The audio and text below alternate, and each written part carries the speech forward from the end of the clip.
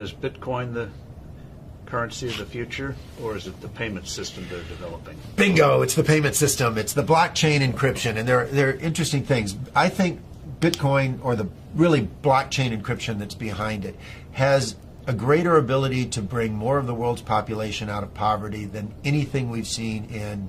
Well, for one thing, it's a cheap payment system. For one thing, it's a cheap payment system, but it's more important than that. It's more important than that. Blockchain cryptography is all about digital transfer of ownership in a completely transparent and public way.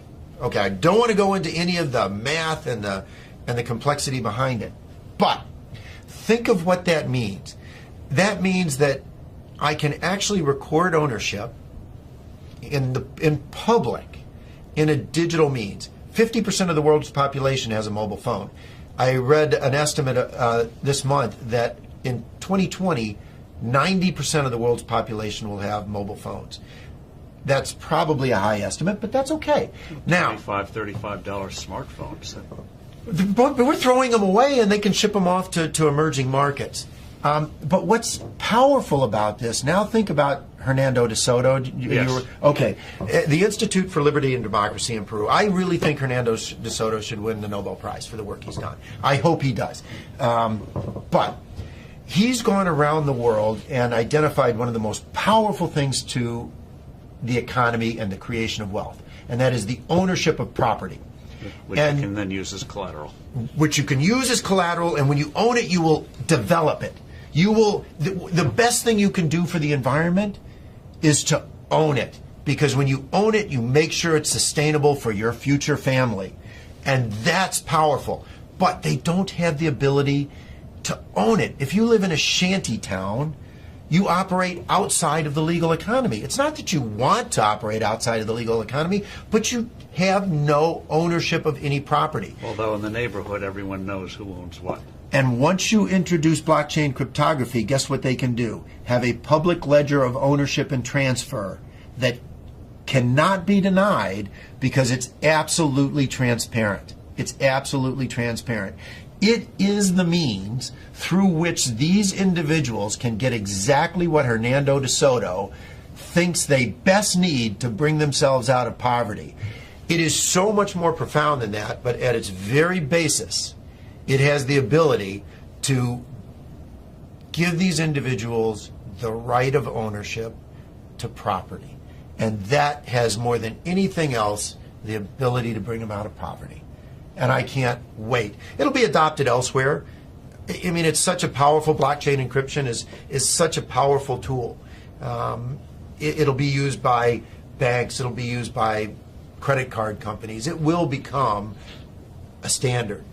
But what's more interesting is what it can do to poverty around the world, to eliminate poverty. But also, what does that mean, that technology mean for credit card companies and the whole payment system? Crazy gobbledygook payment system we have today, very expensive. Doesn't that blow it away? I hope so. I hope so. I mean, think about it. When there was one manufacturer of phones in the U.S., the U.S. government, what did we have? This big clunky rotary thing that sat on desks. Now, what do we have? Cell phones of all flavors, sizes. I can sit in Africa and on my cell phone take courses at MIT because they're public record. It's absolutely astounding what happens when you can actually innovate around the world and compete. And what is happening is blockchain cryptography, forget Bitcoin, creates a competitive technology, a competitive innovation that these credit card companies will have to adopt. The ones that adopt it first will bring their cost base down. And importantly, if you think about a retail store, and I have this with my kids. My kids are off in college, and they go to a retail store, they use their credit card. And the credit card company costs the retailer $3 to $6. Right, because they reject the well, first the fee is high, and then they reject the transaction. Because why is this card suddenly showing up in some city, some place where I don't live? So it gets cut off. Well, with blockchain cryptography, the buyer and the seller automatically trust each other over an untrusted network. That's what's so powerful about it. A blockchain-based transaction is verified within 10 minutes.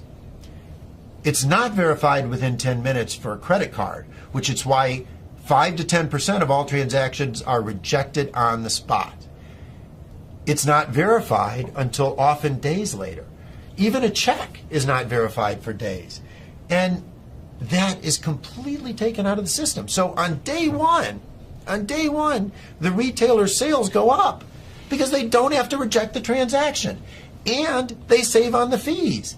It doesn't really get much better than that if you're looking for a disruptive innovation in any single industry. It's wonderful.